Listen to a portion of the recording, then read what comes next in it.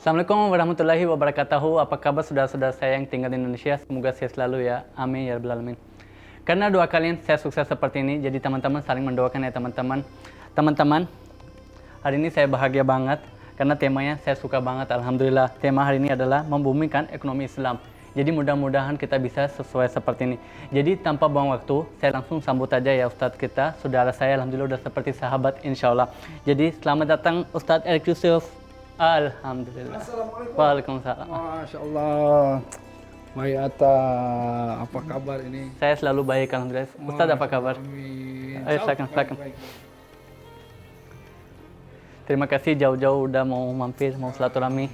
Mudah-mudahan silaturahmi ini bawa berkah buat kita semua. Amin, insya Allah. Ustadz sibuk apa aja sekarang?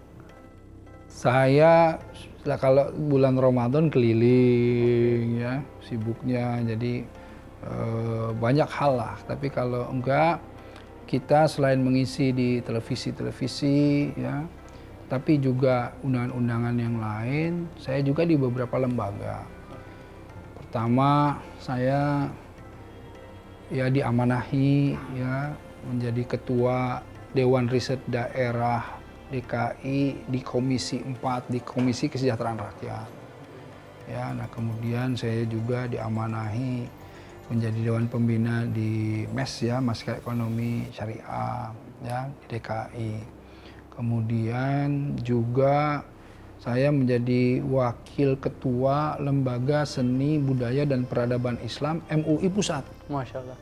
Ya, ada beberapa juga jadi beberapa pembina di beberapa organisasi ya, seperti ada gerakan masyarakat wirausaha gitu ya. Dan juga ada ya paling pesantren di Bandung. Oh. Itu. Saya dengar-dengar keluar lagu baru ya, single lagu yang Ya, yang temanya Solekanlah itu maknanya di mana Ustaz?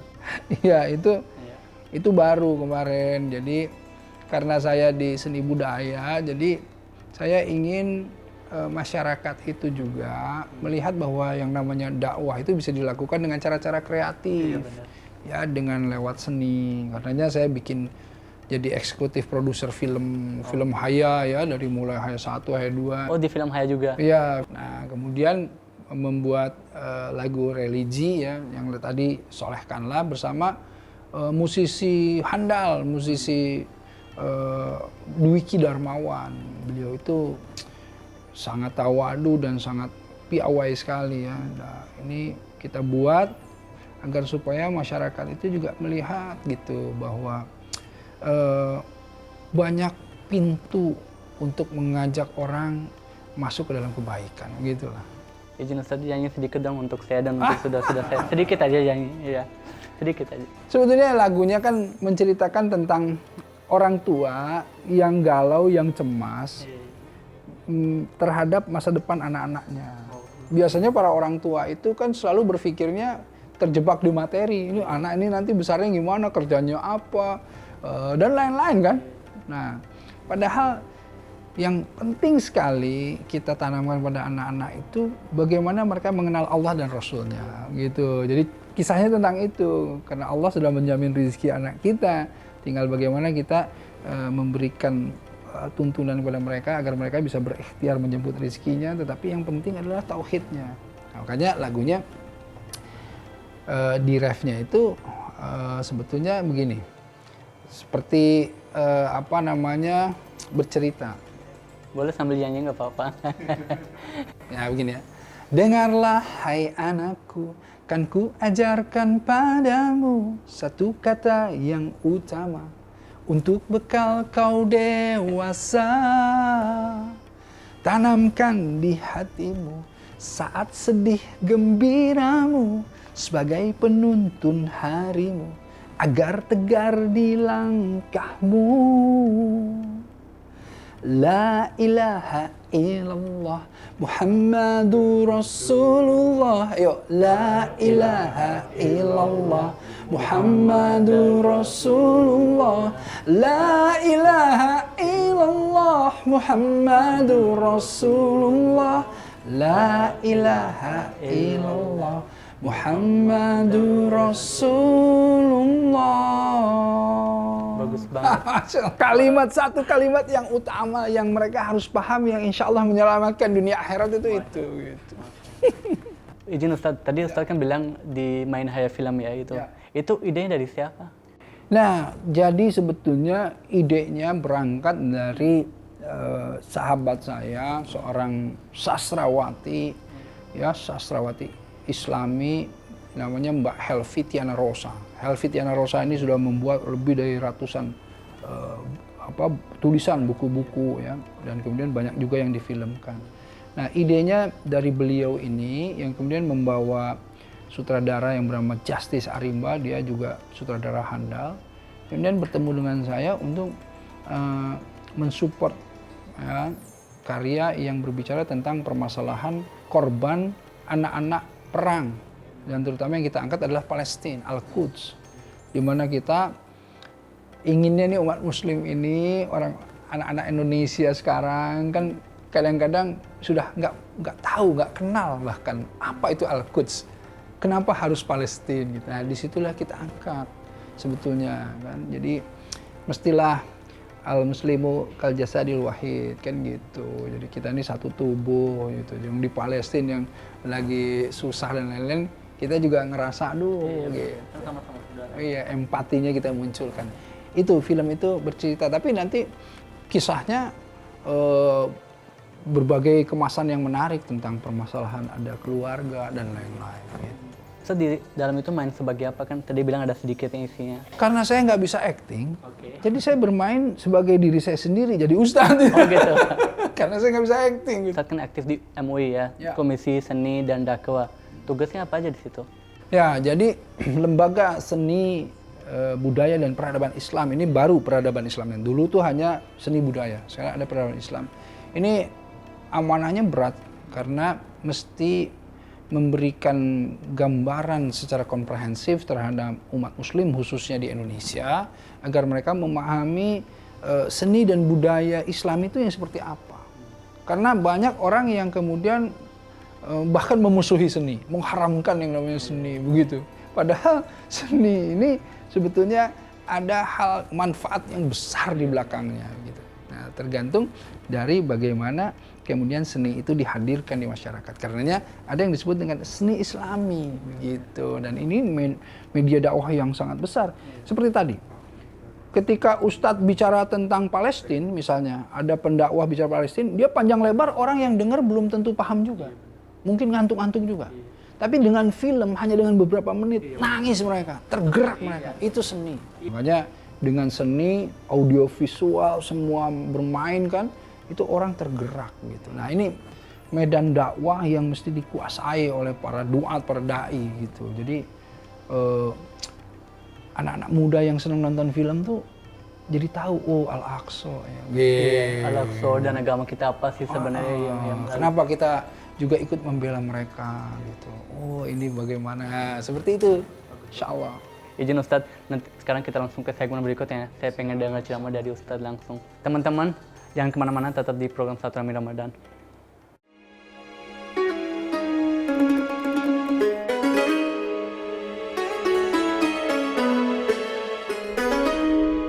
Nyari karpet yang ukuran besar. Bukan aku, pedaus.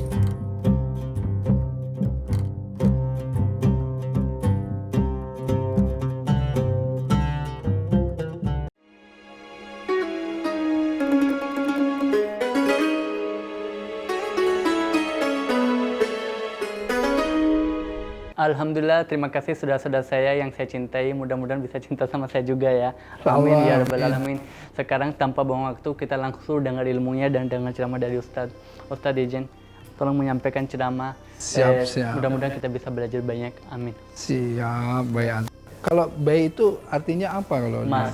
Mas ya? Mas, abang gitu. Oh, Mas Atta gitu Iya, ya. Mas Atta saya senang banget kan, Mas kan naik terus harganya. Oh, bisa aja betul, Mas naik terus. Iya, tapi jangan panggil Tanah juga. Tanah kan juga naik harganya. Iya. Baik. Alhamdulillah, saudara-saudaraku, ini menarik sekali ya. Bismillahirrahmanirrahim. Wassalamu rasulillah wa ala alihi wa ba'du. Salam yang terbaik. Salam para malaikat nih pada para calon penghuni surga semua. Assalamualaikum warahmatullahi wabarakatuh. Ketika kita membahas ya mengenai masalah ekonomi, terutama ekonomi Islam dengan judul yang tadi membumikan ekonomi Islam, seakan-akan jadi berat sekali ya. Tetapi saya ingin menyederhanakan ini. Menyederhanakannya dengan begini, bahwa kita khususnya umat Islam penting sekali kita masuk di dalam aktivitas ekonomi. Aktivitas ekonomi itu apa? Segala sesuatu hal yang termasuk di dalam muamalah untuk keseharian atau kehidupan kita. Dari mulai jual beli bayi ya. Kemudian dari mulai pinjam meminjam itu kan ada. Dari mulai bagaimana jaminan insurance itu penting karena kan ada 3 hal ya yang menjadi rukun ya yang kalau kita lihat itu pertama masalah milkiyah ya, kemudian permasalahan huriyah, kemudian permasalahan ini permasalahan bagaimana takaful al-ijtimai namanya. Jadi ada 3 hal tadi, kepemilikan ya, milkiyah itu, kemudian kebebasan di dalam berekonomi itu ya, dan kemudian tadi masalah insurans atau jaminan gitu. Nah, kita harus masuk ke dalam semuanya ya, di dalam aktivitas kegiatan ekonomi tersebut. Nah, makanya kalau kita lihat kenapa sih mudahnya gini, dari 10 pintu rizki 9 ya, Allah siapkan untuk siapa? Untuk para pedagang. Coba bayangkan. Jadi antum yang bukan pedagang 1 pintu tuh desek-desekan tuh. 9 pintu disiapin untuk para pedagang. Kenapa seperti itu? Nah, di sini kan ketika kita tafakuri kenapa? Karena sesungguhnya perdagangan inilah yang sebetulnya sebagai tonggak fondasi yang menjaga kehidupan umat. Coba, antum punya uang, mau beli minyak goreng nggak ada, gimana caranya? Harus ada yang jual minyak goreng. Antum punya uang, mau beli beras nggak ada berasnya, gimana? Karenanya kita itu tidak bisa meremehkan mereka. Mereka pelaku-pelaku ekonomi dari mulai pasar yang terendah, pasar-pasar umat gitu. Itu yang sebetulnya harus kemudian bagaimana kita membuat satu sistem yang harmoni. Nah, karenanya coba lihat betapa pentingnya yang namanya perdagangan itu ya, sampai kalau kita lihat dari mulai niat, sebetulnya kita itu sudah dituntun. Niat dagang itu kalau Rasulullah SAW itu niat dagang itu sebagaimana yang beliau sampaikan, khairun nasi anfa'uhum linnas. Sebaik-baik manusia adalah yang bermanfaat. Jadi dagang itu untuk membawa manfaat. Jadi jangan pertama kemudian dagang itu di kepalanya tuh untung gitu. Itu untung otomatis kita harus perhitungkan. Tetapi manfaat inilah yang harus dikedepankan. Jadi ketika meluruskan niat bahwa kita ingin bermanfaat, ingin menyelamatkan saudara-saudara kita yang lain. Kenapa menyelamatkan? Nih, ini penting nih ya. Kalau kita lihat betapa yang namanya barang-barang atau makanan-makanan, kita itu masuk ke dalam tuntunan halalan thayyiban. Kalau konsep permasalahan halalan thayyiban ini itu menjadi sangat penting di dalam seluruh umat atau mukmin ini, karena dari situlah berpengaruh ke semua perilaku kesehariannya. Artinya, coba bayangkan ketika ya di daerah antum tidak ada yang menjual makanan halal, itu wajib fardu kifayah antum harus jualan. Coba bayangkan. Jika seandainya di daerah antum itu tidak ada yang kemudian menjual pakaian yang muslimah yang syar'i, itu fardu kifayah antum harus jualan. Jadi amalan fardu kifayah wajib ini yang menjadi harus disampaikan sebetulnya. Karenanya perdagangan itu menjadi penting, karena dengan umat muslim aktif dalam perdagangan, menguasai ekonomi umat, artinya kita menyelamatkan mereka-mereka dari hal-hal yang haram, dari hal-hal yang dilarang, kan begitu. Nah ini niatnya. Kalau udah ini niatnya, idza jaa nasrullahi wal fath, buka tuh yang namanya langit, turun pertolongan Allah kan gitu. Nah jadi dagang itu intinya harus diluruskan ke sana. Nah kemudian umat muslim sekarang tanya, ada jamaah tuh nanya sama saya, Ustaz, oke lah kita mau dagang, tapi bagaimana caranya, nggak punya modal. Saya jelaskan, sunnah Rasul itu jadi reseller. Rasulullah itu di awal itu kan sampai beliau profesional itu, beliau itu kan tidak membuat produksi. Beliau ambil barang dari Makkah, ya dari Hijaz ini dibawa ke Persia, ke Syam, dari sana dibawa kan. Bagaimana Rasul itu sebetulnya dahsyat sekali. Dan ini yang harus dipahami juga, makanya kita ini yang bisa menggerakkan empowerment ya, empowering umat, itu harus membuat produk-produk yang memberikan celah-celah mereka untuk menjadi reseller agar supaya bergerak semua umat. Gitu. Antum nih bergerak di mana? Karpet dari berbagai jenis. Buat kesempatan bagi mereka agar supaya mereka bisa jadi reseller. Gitu.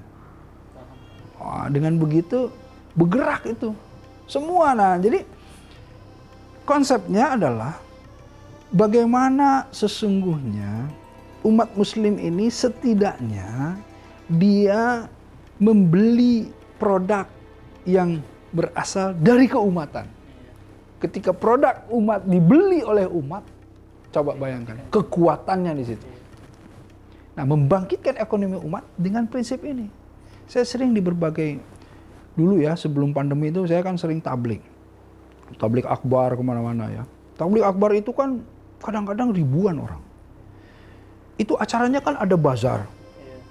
Saya selalu bilang situ, antum semua datang ke sini, datang penuh. Ustadz-ustadz di sini semua hadir. Tapi coba lihat, itu stand-stand bazarnya kenapa sepi? Saya bilang gitu. Itu harus dibeli, saya bilang. Cara berpikirnya begini. Lagi lihat barang, wah ini barangnya kurang bagus. Kalah sama merek yang ini luar misalnya.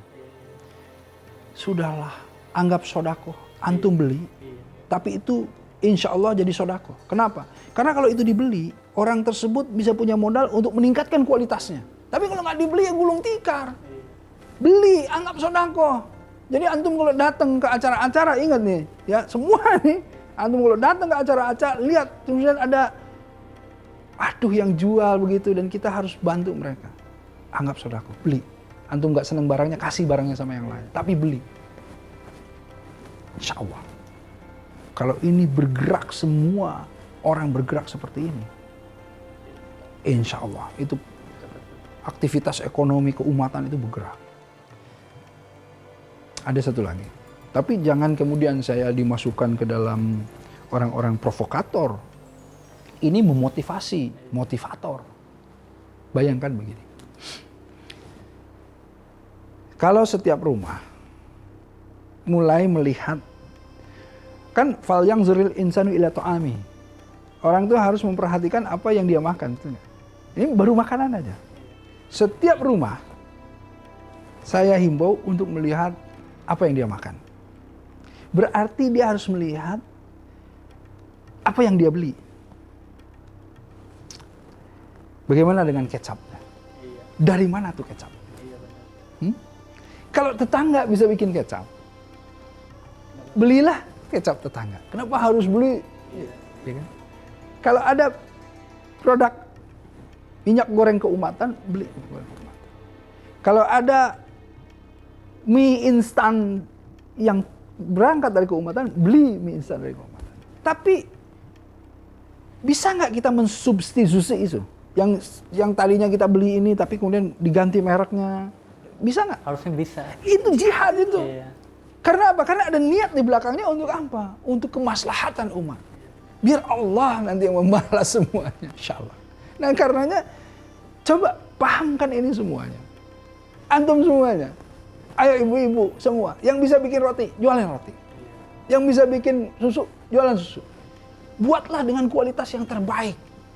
Ya, buat dengan kualitas terbaik. Nah, antum yang di sebelah-sebelahnya, tetangga-tetangganya, saudara-saudaranya, beli. Jangan nggak dibeli. Nah, jadi yang bisa bikin roti, jualan roti. Yang bisa bikin mie instan, jualan mie instan. Yang bisa jual, tapi saudara-saudaranya semua, tetangganya semua, beli itu. Agar supaya dia tambah lama tambah besar dan tambah lama tambah berkualitas. Nah, ini yang penting. Bagaimana umat itu menghargai juga produk dari keumatan. Apalagi orang-orang yang mampu melakukan program-program entrepreneurship. Orang-orang yang mampu melakukan pendampingan. Makanya saya juga menghimbau sama LAS gitu ya, lembaga amil zakat gitu kan, banyak sekali dengan ratusan miliar per tahun mereka gitu. Coba fokuskan untuk bagaimana sebetulnya konsep membangkitkan ekonomi umat dengan narasi atau dengan ritme yang sama gitu, agar supaya nanti semuanya masuk ke dalam program jadi kuat. Kan al-muslimu kalbunyani yasudu balum babo. Mana itu? Jadi yang satu dengan yang lain itu jadi benteng yang kokoh. Kalau dengan itu semuanya insya Allah. Ya, Bagus banget. insya Allah. Mudah-mudahan. Teman-teman, alhamdulillah saya hari ini dapat pelajaran. Kita ini harus sekarang rangkul sama saudara kita. Dan saudara itu bukan dari harus satu darah, nggak harus satu kandung, yang sama-sama Islam. Kita harus rangkul, kita harus support ke mereka supaya kita rame-rame dorong usaha kita dan ekonomi kita jadi kuat. Sebenarnya ini tugas bukan satu orang, ini tugas kita semua sebenarnya. Kita masing-masing jalanin. Saya nggak bilang ke satu orang, saya bilang ke semua. Kita harus rangkul. Setiap orang, satu orang aja rangkul, udah luar biasa itu. Mulai dari hari ini, mudah-mudahan bisa seperti ini. Izin Ustaz, kita segmen ke berikutnya ya. Teman-teman, jangan kemana-mana, tetap di program Silaturahmi Ramadan.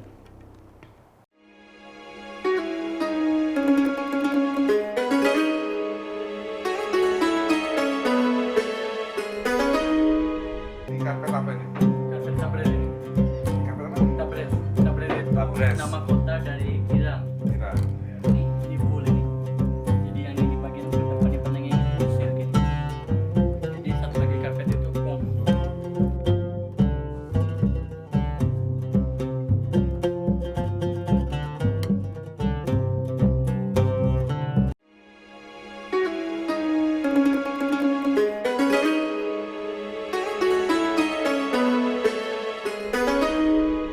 Terima kasih teman-teman, masih program Silaturahmi Ramadan.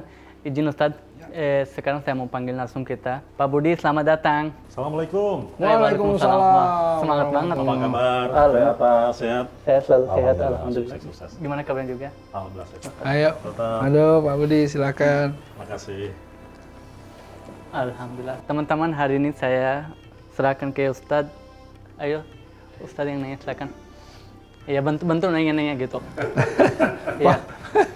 Saya jadi host Ya, dadakan. Nggak apa-apa. Nih saudara-saudaraku ini, kita kedatangan Pak Budi. Beliau ini ahli pakarnya di dalam usaha, terutama khususnya koperasi. Pernah dengar koperasi kan? Pasti pernah dengar karena ada, coba door prize nih. Siapa Bapak Koperasi Indonesia? Ada yang bisa jawab? Ayo, door prize. Iya. Dapat Ayo, handphone komen. 2 Ayo, pintu komen. nanti. Iya. Ayo, siapa Bapak Koperasi Indonesia? Coba kalau bisa. Nanti di komen yang jawabannya insya Allah dapat sejadah bos sholat. Ah, Masya Allah, ya Rob. Kalau 50 orang komen, 50. Tapi jangan googling, harus tahu di sini ada sendiri ya. Iya. Silakan Pak Budi. Pak Budi Utomo ya? Ya, betul. Oh, namanya saya sudah Budi Utomo. Budi Utomo itu akhlak yang utama. Amin. Terima kasih doanya nih, Mas. Ya, memang semangat dalam untuk membumikan ini ya, perekonomian Islami atau syariah di Republik Indonesia ini, salah satu instrumennya itu adalah yang ada di tengah masyarakat, yaitu koperasi atau BUMT atau lembaga perbankan atau kemudian juga UKM dan IKM. Ini ada beberapa lembaga-lembaga yang memang sangat strategis untuk membumikan semangat ekonomi Islam, ekonomi syariat ini. Nah, kenapa kok ekonomi Islam dan kenapa kok koperasi? Karena di situ memang ketemu. Satu dari sisi tujuannya memang untuk kesejahteraan bersama. Itu dari kata cooperation, koperasi jadinya adalah kerjasama. Jadi di situ ada kebersamaan, tidak ada eksploitasi, beda dengan ekonomi kapitalisme yang saling mengeksploitasi, buruh dan pengusaha berjarak dan tidak ada semacam saham bersama. Tapi di dalam koperasi inilah kita mewujudkan cita-cita proklamasi kita. Dalam Undang-Undang Dasar 45 itu sudah jelas pasal 33 bahwa koperasi adalah sokok gurunya perekonomian nasional.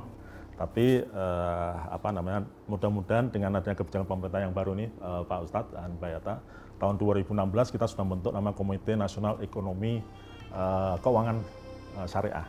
Tapi tahun 2020, 3 tahun kemudian ini diperbarui lagi menjadi lebih luas, Komite Ekonomi dan Syariah Indonesia. Artinya ini sudah ada kesadaran besar dari pemerintah untuk menggerakkan sektor ekonomi syariah ini.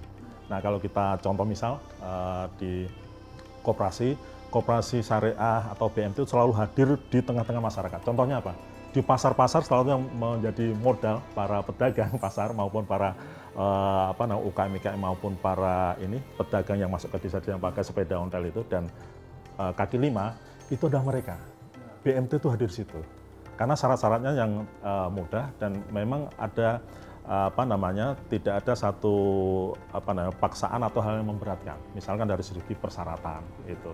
Kalau di yang lainnya kan bank konvensional kan setelah ada agunan macam-macam. Nah itu kan berat bagi mereka sudah nggak punya apa-apa. Nah inilah solusinya koperasi syariah BMT hadir di sana. Pak Budi, kalau ini mikro kan, permasalahan ekonomi mikro. Kalau mikro itu apakah harus kan wajibnya ada pendampingan? Apakah ada pendampingan dari? Harus itu, harus kan? Harus. Memang pengalaman saya sebagai penggerak UKM, IKM maupun pedagang kelima harus ada namanya motivatornya, betul, yang dampingnya. Bagaimana mereka berdagang, bagaimana mereka memanfaatkan permodalan, bagaimana mereka packaging, cari tempat yang bagus, betul, bagaimana melakukan marketing komunikasi, nah itu sentuh. Gitu. Ya.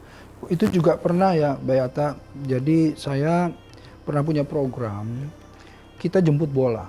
Artinya di setiap daerah sebetulnya ada pasti satu pengusaha, bukan pengusaha, satu orang yang berdagang yang dia punya kemampuan yang di atas rata-rata yang lainnya, begitu. Nah itulah yang kemudian kita push ya, kita berikan suntikan modal yang lebih untuk mendorong agar supaya bisa yang lainnya bisa ngikut. Nah, jadi kayak klaster gitu ya? Kayak klaster, sistem-sistem klaster. Jadi pendampingan klaster itu penting sekali. Kita melihat ikon-ikon ya di beberapa daerah yang tentu di daerah yang mikro ya. Nanti kita bantu di situ. Nah, hanya memang tentu ini akhirnya kan harus ada barometernya, harus ada ukurannya dan lain-lain. Karena memang kalau misalnya tidak, yang saya sayangkan tuh dana-dana bantuan, bansos-bansos itu kalau misalnya tidak dengan program pendampingan yang tepat, ya jadinya dia kayak buang garam ke air laut aja begitu. Jadi ya begitu saja. Itu sangat-sangat sepakat sekali Pak Ustadz, memang harus ada inspirator. Betul. Nanti ada pengusaha sukses. Betul. Itu biasanya masyarakat kita masyarakat yang latah. Betul. Kalau sukses gitu dia akan niruin tuh. Iya. Oh ini misalkan dia sukses dagang kurma misalkan. Oh saya sukses dagang furniture. Mereka niruin tuh. Contoh misalnya apa Pak Ustadz? Di Solo dulu itu kan belum se-booming ini ketika memulai furniture. Yeah. Tapi Solo Raya sekarang ini anak-anak mudanya furniture. itu mereka furniture semua, Iya. dan ekspor semua Pak Ustadz. Ya ini Itu karena luar biasa, ada satu prototipe yang kemudian berhasil. Iya, Nah betul. kalau ini kita bisa ciptakan di setiap daerah, ini akan bangkit. Dulu itu di Bandung itu keripik pedas. Ya pernah dengar kritik? Nah iya, itu ada level-levelnya tuh, ada level 1 sampai itu hampir semua akhirnya bikin keripik. Nah, tetapi memang pasarnya ada karena nasional akhirnya begitu ya. Nah, kita harus ini ya untuk masalah mikro tadi udah bagus sekali konsep koperasi itu nih Mbak Yata ya sama saudara-saudara semua nih. Sebetulnya kan kalau kita lihat salah satunya di dalam surah Al-Balad misalnya ya. Kan di dalam surah Al-Balad kan sama. Wa ma adrakamal aqobah. Tahu nggak kamu jalan yang mendaki lagi sukar? Aqobah gitu. Itu kan fakur aqobah au itu amun fi min zimas goba yatiman zama qurba au miskinan zama turba. Nah di sini tsumma kala minal ladzina amanu wa tawassau. Tawassau ini adalah konsep bersama-sama. Konsep saling. Tawassau itu kan saling, gotong royong berjamaah. Koperasi itu tawassau. Itu konsepnya. Nyambung ya Ustaz. Iya, jadi tawassau bil haqq atau tawassau bis sabr, tawassau bil marhamah kan gitu. Tawassau itu banyak orang memahaminya saling itu saling apa? Saling itu sebetulnya kebersamaan. Saling menasehati, saling bersabar, saling menolong. Kan jadi konsep saling itu di situ, tawasau itu diterjemahkan menjadi yaitu tadi ta'awun, takaful, kan itu kan di sana konsep tawasau. Nah, itu kooperasi. Jadi spiritnya sebetulnya spirit yang islami sekali kooperasi gitu. Dan betul ayat yang tadi saya mendukung, dan ini juga dasar negara kita juga sudah menyatakan hal itu. Betul. Sila kelima, keadilan sosial bagi seluruh rakyat Indonesia. Nah, keadilan ini yang bisa kita verifikasi, terembahkan dalam bentuk koperasi. Betul. Gitu. Saya punya impian, Ustadz, Ya. agar setiap desa, setiap kampung ini punya satu koperasi. Betul. Luar Penting, biasa. penting. Satu koperasi, satu UKM, satu IKM, Ya. gitu. Itu kalau bisa lebih dari itu lebih bagus, karena itu nanti akan menjangkut dan menyelesaikan banyak persoalan. Persoalan kemiskinan bisa diatasi dari situ, persoalan dakwah bisa diwujudkan dari situ, persoalan kebangkitan ekonomi bisa diwujudkan dari situ. Jadi ini solusi untuk Republik ini, Ustaz. Gitu. Saya kira Al-Barkat lah yang kemudian mendorong semua, merekatkan semua kita aja rame-rame, semua kita rame-rame, jangan Al-Barkat sendiri, semua kita rame-rame. Ya, supaya jadi berkah kan, jadi Al-Barkat. Tadi semangat Ustadz juga luar biasa, memang kita harus menjadi bangsa pedagang atau bangsa entrepreneur. Nah, iya itu. betul. Karena ya kayak Singapura, dia nggak punya produk apapun, nggak punya pabrik apa-apa, tapi dia bisa jualan apa saja. Dari Eropa diambil di Indonesia dia jual ke Eropa, ke Amerika. Betul. Nah ini memang saya sepakat tadi, saya sangat terinspirasi dengan seruan Ustadz, kita harus menjadi bangsa pedagang, menjadi bangsa entrepreneur. Alhamdulillah, mudah-mudahan bisa seperti ini. Insyaallah. Ya. Mudah-mudahan bermanfaat buat kita semua ya. Amin, amin. Pak Budi, Ustadz, terima kasih Ya. banyak. Nanti di segmen berikutnya kita lanjut lagi. Terima kasih teman-teman, jangan kemana-mana, tetap di program Silaturahmi Ramadan.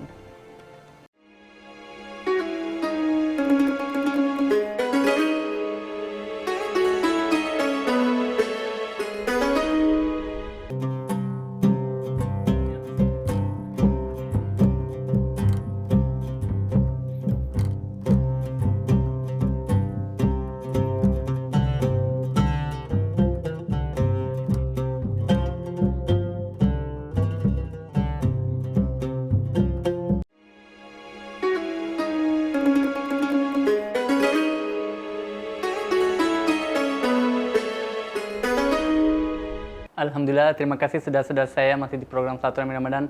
Sekarang saatnya mau makan, tapi sebelum makan saya mau kasih hadiah ke Ustadz dan ke Pak Budi. Masya Allah. Mudah-mudahan bermanfaat. Aduh, ini. Ya. Jangan dikasih lihat isinya. Syukron ini. Nanti ketahuan mereknya. Gak boleh dikasih lihat. Gak boleh dibuka. Nggak apa-apa. Nggak apa-apa. Yang penting ikhlas memberi. Alhamdulillah. Semakin berkat. Iya, ini semoga semakin berkah. Ini, waduh, ini luar biasa ini. Ini harus kasih lihat ini. Oh, di Pakistan ya. Iya, ini langsung dari Pakistan ini. Dari Turki. Oh, dari Turki. Wah. Kan Masya Allah, lihat. Bagus sekali ya. Iya, mudah-mudahan bermanfaat. Ayo, sambil duduk. nggak Insya apa-apa. Allah, insya Allah. Nah, saya juga kalau begitu ada hadiah nih. Oh gitu. Wah, Balas hadiah. berbuat hadiah. Boleh. Ini untuk Beata 1, ini untuk Pak Budi 1. Nah, ini buat nanti ya. Oh, saya apa ini? Ini adalah propolis. Nah, dengan mereknya Key Propolis. Key itu kunci. Kan healthy is the key. Kan? Kesehatan itu kunci. Tapi Key ini juga singkatan. Ini Kang Erik Yusuf. Nah, ini merek saya. Nah, kalau propolis ini ya insya Allah utamanya dengan propolis yang lain adalah karena ini dengan teknologi nano. Nah, dengan teknologi nano mengekstrak propolis itu menjadi lebih mudah untuk larut dan kemudian lebih cepat manfaatnya terasa. Fadilahnya apa, Ustaz? Ya? Fadilahnya, manfaatnya. Manfaatnya, fadilahnya ini berbagai hal. Jadi propolis itu dulu ketika perang Yunani itu dia kena tombak itu sama ini propolis itu sarang-sarangnya ditempel, dia akan cepat nyaringan, meningkatkan imun, kemudian membuat kita lebih fit. Nah itu bisa kemudian ditetes di balik lidah langsung atau kemudian dicampur dengan air. Izin Ustadz, ini kan di sini rame, ini ada kosongnya, di sini cocok kali ada auka gitu. Auka ya boleh nih. Ataul Karim. Ataul Karim, Masya Allah. Boleh nih ya. Nah, buat teman-teman yang mau, saudara-saudara yang mau, boleh tuh. lihat aja nanti di IG saya bisa atau di IG Apa Kipropolis. IG-nya boleh disebutkan nggak Pak? IG saya Erik Yusuf _Ihaki. Nah, nanti pada follow ya. Nanti ada Kipropolis. Alhamdulillah. Insyaallah ya. Pak Budi ya. Tapi ini betul loh ya. Nanti buat Pak Budi sama Bay Atta Ya. dicobain diminum. Pasti Enak pasti ini, betul. langsung. Insyaallah menjaga kita dari stamina kita. Langsung habis makan kita coba ini minum yang banyak. Alhamdulillah. Izin Ustaz saya closing ya. Ya, siap. Terima kasih teman-teman. Jangan lupa sholat tarawih, jangan lupa puasa karena itu bagian dari iman kita. Jadi harus dilakukan. Dan tetap sayang sama orang tua, tetap sayang sama saudara. Sayang saudara itu ada abang, ada kakak perempuan, ada adik, ada sepupu-sepupu yang lain, ada tante, semua, ada mertua, semua kita harus sayang, harus tulus, harus menghargai. Intinya jangan lupa cari kebaikan. Itu insya Allah nikmat banget. Benar kan Ustaz? Insyaallah. Ya. Oke, nanti sampai ketemu lagi ya di episode berikutnya. Assalamualaikum warahmatullahi wabarakatuh. Waalaikumsalam warahmatullahi wabarakatuh.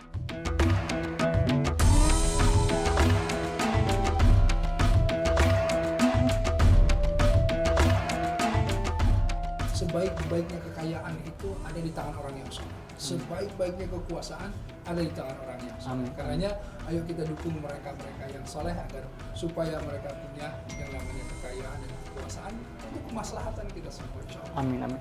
Terima kasih banyak ya Ustaz. Mudah-mudahan bermanfaat buat kita semua. Teman-teman, jaga kesehatan, tetap semangat. Dan jangan lupa harus jadi orang yang dagang. Dagang yang baik, dagang yang soleh-soleha. Amin ya rabbal alamin. Oke, saya pamit. Assalamualaikum warahmatullahi wabarakatuh. Baik, saya juga Alhamdulillah. langsung pamit ya. Terima kasih banyak. Saya selalu Ustaz. Saya selalu ya Ustaz. Alhamdulillah. Insyaallah berkah.